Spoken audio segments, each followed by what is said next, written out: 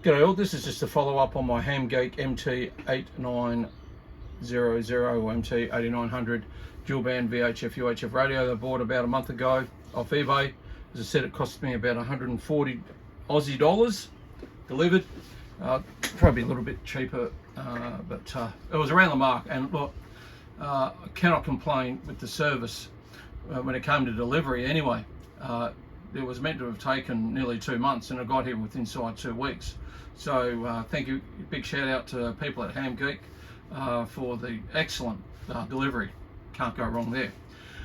Okay, so I've had a bit more time to play with this radio. Yeah, it's got some good features and some bad features. There's some things in this radio that are optional, that are in the radio, and I haven't explored, gone down the rabbit holes as far as seeing if they work or not, but we'll just go through the basics. Okay, so this is a dual band radio. I've set this up for the two main repeaters over here in Perth, which the bottom screen 146.700 is RAP and 146.750 is RLM.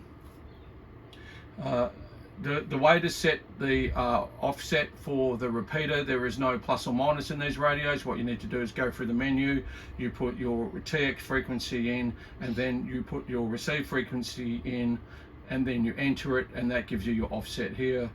For these two repeaters, it's minus 600 hertz. So it's fairly easy to do. The manual, I think I showed you in a previous video, is fairly good, but yeah, it's a bit busy. And yeah, if you're not really into reading manuals and everything, like a lot of instruction manuals, like a lot of ham people don't do, it can be a little bit challenging at first. There's still a lot for me to read and learn, but I've got through the basics. Okay, so a couple of things. First of all, as I said in the previous video, and we'll just get this in shot here, this is the radio, and it's made in Malaysia and it's made by Motorola. Looks to me fairly official. Hopefully it is a Motorola radio, as I stated in my first video. I'm yet to believe that, or let to be proven any different. So we'll take it on face value. Look, it's a great little radio. I've used this a couple of times, and the receive and the audio is pretty good. I mean, it's got a little small speaker that's just on top here. Could be a little bit better, but look, you know, horses for courses. You can hear it. I've got an external speaker plugged in into it, not while I'm doing this video, and that seems to enhance the audio quality slightly, but the internal speaker does a great job. The screen color is excellent. Probably doesn't present as well on this video through the camera as it does in real life. It is a really nice screen to look at. To me, color screens are great. Having to wear glasses these days, from looking at computer screens for work and everything like that, the screen is excellent. People are worried about it. Is it too small? Is it too small? Well, guess what? No, it's not. You can read the frequencies, signals. That's all you need to do. You know, you don't need to know everything else about what's going on. I appreciate that some people need to know all that. I don't need to. So yeah, the screen, the clarity of the screen is really good. This we'll get a little pointer here. This guy here intrigues me. They call that the radiator fan, which is obviously the fan on the back. What I'm going to do, I'll just quickly transmit, do the inevitable ka-chunk on the repeater.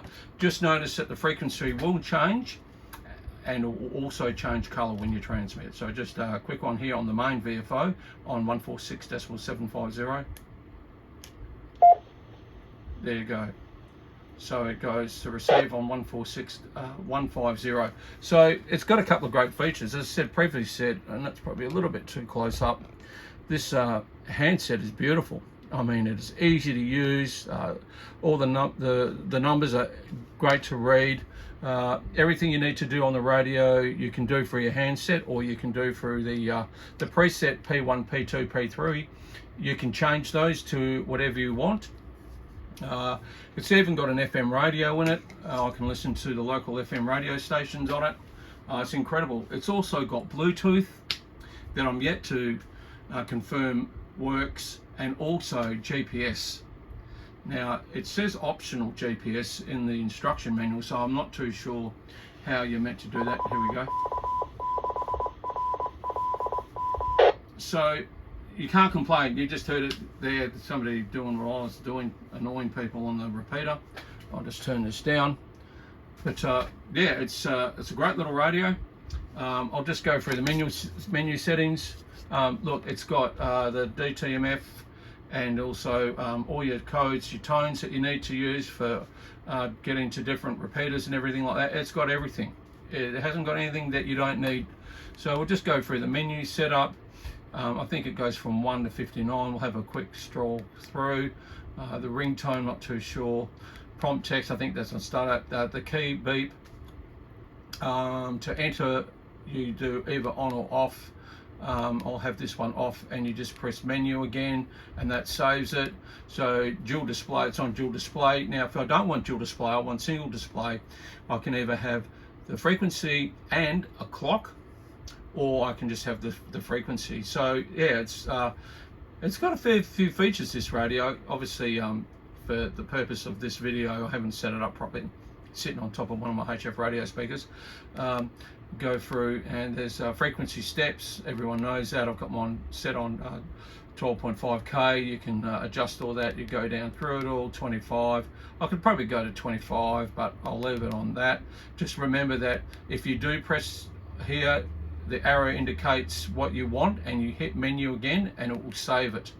So you need to go back in, see how it's set on 25, and I need to go back up and change it. I'll change it to 12.5 again. The squelch level, LED timer. Now I think this is like a screensaver. I was mucking around with that a bit, so you can time out the screen, so you don't for whatever reason you don't want to have it on all the time, the screen all the time. TOT, I'm not too sure about. The Vox level, yeah, we got all that. That's the weather service monitor. FM standby, so that's your FM radio stations.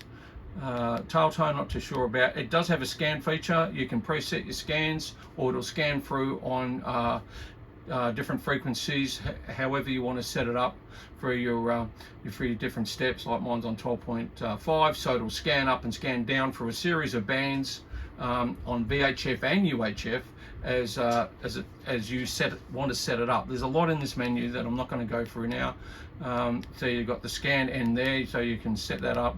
Personal ID on startup. The repeater mode, let's have a look there. Frequency reverse, we'll leave that where it is. So you've got the CTCSS, you've got all that. Receive power, so power is high and low, so I've worked out it is 5 and 25, so I'm going to set that now down to low. I was doing some simplex the other night, just getting a few reports, and came back very well. I was amazed how well this radio went. I thought I'm going to cop it here, but a few of the boys said yeah, it sounded really good, and it was pushing a fairly good signal on simplex, and I think that was a good 40 miles away. 40, yeah, about 40 miles away, I suppose. 70k, 75k. So yeah, I was really happy with that. You can't go wrong. So as I said, you know, you exit out and that sounds it. The bandwidth, I've got that set on wide, or you got narrow, and that's basically it. You can save channels, you can give them names like RAP. I'll go for the whole lot. Delete channel, K1, K2 short. Still got to figure out what all that is. All these types of different things, and apparently it's got receive, record, and transmit, record as well. So I haven't gone in there and played with that as such yet, but I'm going to. So that's another great feature. If that works, that's excellent. I can't see why it won't. I won't do it for the purpose of this video. If I was to do that now, it'll just exit out, and we'll see what happens. Oh, okay, so that's failed, so not too sure why that is. As I said, you know, I have to go back through. Here's a GPS. I've got GPS on. We'll exit out, and GPS monitor, hit the menu, off, on. So if I do on, we'll just see what, yeah, I don't know where that takes me. You've got Bluetooth there as well. Denoise, not too sure. APO, initialize, version, and that's for your software, and the 20th of the 11th of 2023. So I can't see where there's a USB-C or anything on this radio as such. I don't know how you're going to